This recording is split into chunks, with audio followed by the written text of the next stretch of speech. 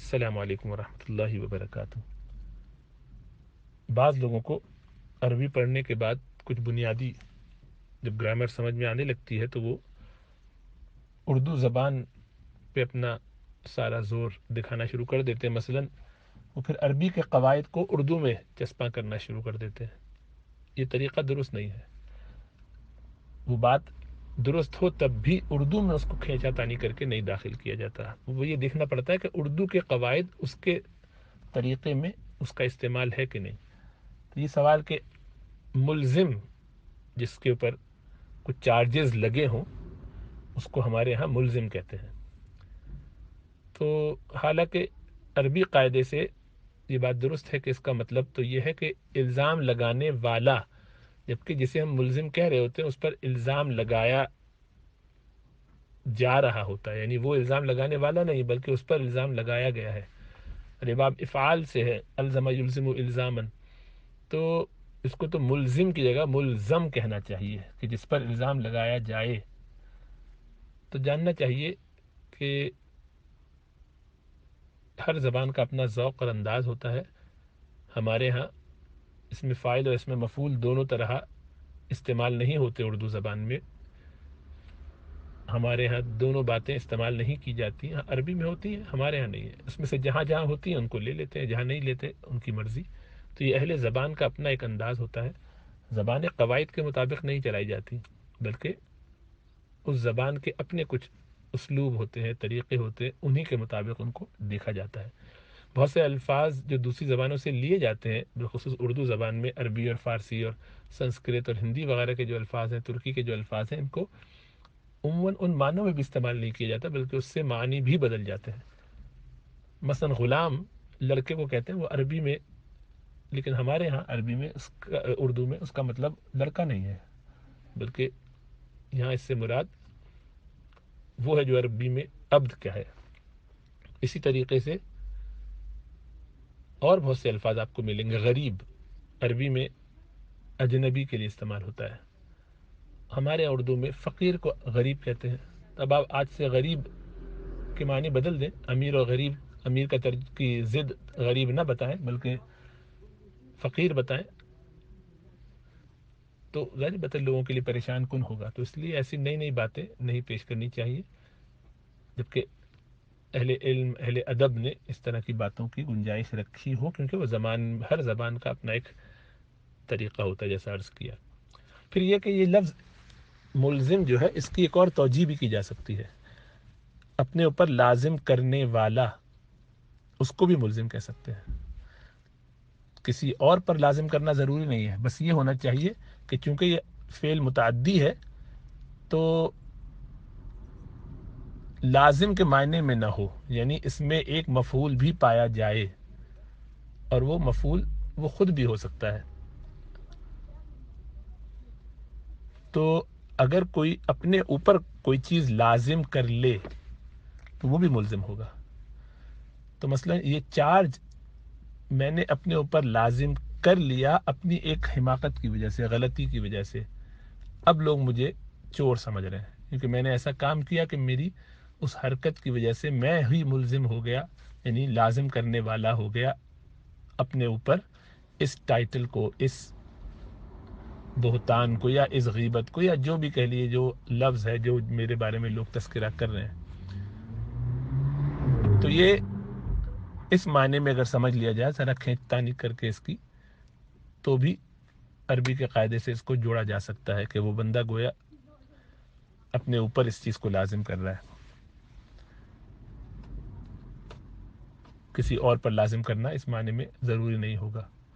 لیکن بہرحال اس سے قطع نظر یہ تو باریکیاں ہیں، ان کو چھوڑ دینا چاہیے۔ زبانیں ان باریکیوں کے ساتھ نہیں چلتی، زندہ زبانیں۔ عربی میں ملزم جو کرمنل ہو اس کے لیے نہیں استعمال ہوتا بلکہ اس کے لیے الجانی استعمال ہوتا ہے۔ تو کیا ہم اردو میں اب مجرم کو جانی کہنا شروع کر دیں؟ تو غور کیجیے آپ، اردو زبان میں اس کے کتنے مضحکہ خیز معنی ہوں گے۔ کسی نے اعتراض کیا کہ یہ شعراء اردو میں ہمیشہ اپنے محبوب کا جب تذکرہ کرتے ہیں تو ہمیشہ محبوب کو مذکر کیوں کہتے ہیں؟ یہ کیا طریقہ ہے؟ مؤنث کیوں نہیں کہتے؟ یہ ہمارے ایک بیماری ہے ہر چیز میں نئی نئی باتیں پیش کرنے کی. تو اس کا بڑا اچھا جواب دیا کسی نے کہ آپ اردو کا کوئی شعر لے لیجئے جس میں محبوب کو مذکر کے طور پہ ذکر کیا ہو، تو کبھی تو شاید وہ بات بیٹھ جائے کہ اس کو مؤنث بنا دیں، اور کبھی اگر اس کو مؤنث بنائے تو اس سے بات بالکل الٹی ہو جائے گی.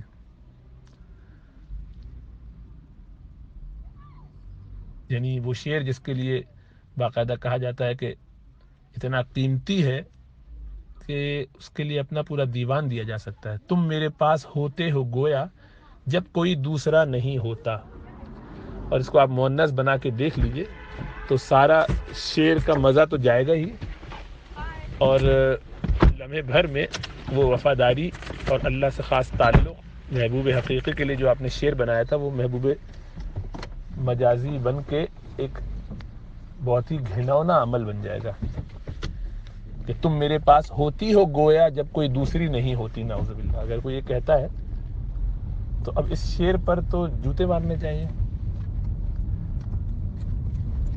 تو اب ایک آدمی اگر اسی طریقے سے چیزوں کو ہمیشہ جوڑ لیا کرے تو اس کا نقصان ہوگا.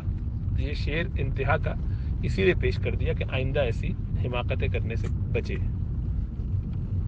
اور اسی طرح سے یہ بات کہ ہر چیز میں قواعد کو لا کے کہا جائے آئندہ سے ملزم نہیں ملزم، تو پھر ان صاحب کو یہ بھی چاہیے کہ وہ عربی کی اصطلاح استعمال نہ کریں بلکہ اس کی جگہ الجانی استعمال کریں، یا جانی کہیں اس کو آسان کرنے کے لیے. ٹھیک ہے، ان کو بہت ذوق شوق ہے تو کبھی جا کے کٹہرے میں کسی ملزم کو جانی کہیں تو پھر اس کا رد عمل بھی دیکھیں اور خود اپنے لیے کیا شرمندگی کا باعث ہوگا وہ بھی دیکھیں. خیر، خلاصہ یہ ہے کہ ایسی حماقتوں سے بچنا چاہیے.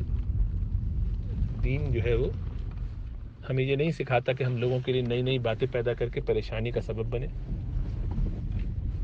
اردو زبان میں تمام لوگ جس لفظ کو جس طرح استعمال کر رہے ہوں، اگر وہ اس کے قاعدے کے حساب سے غلط ہے تب تو ضرور اس کو بدلنا چاہیے. اگر ان کے اردو کے قواعد سے غلط نہیں ہے، تو مثلا آج کوئی کہے کہ میں آئندہ سے محبت بولوں گا، محبت لفظ محبت نہیں ہے، محبت ہے. قرآن میں بھی آیا محبت والقیت محبت من.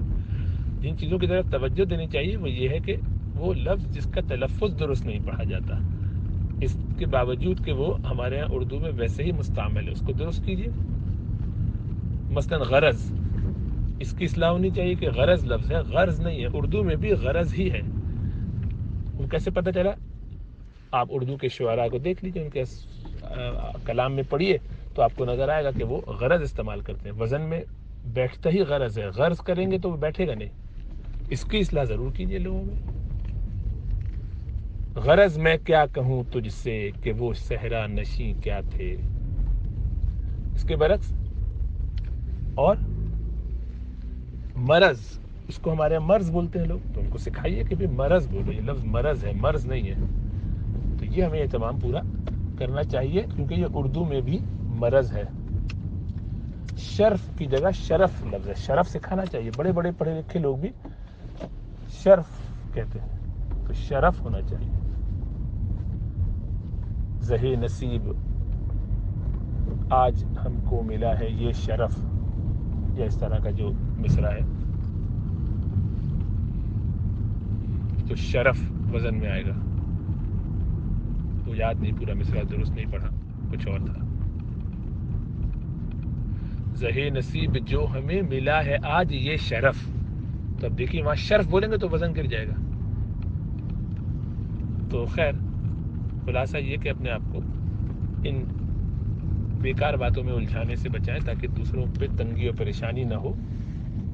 ان چیزوں کو دیکھیں جو اردو ادب میں صحیح طریقے سے مستعمل ہے، اور اس کا طریقہ یا اس کو جانچنے کا طریقہ یہ ہے کہ اردو میں جو بڑے بڑے اساتذہ ہیں ان کی کتابیں پڑھی جائیں.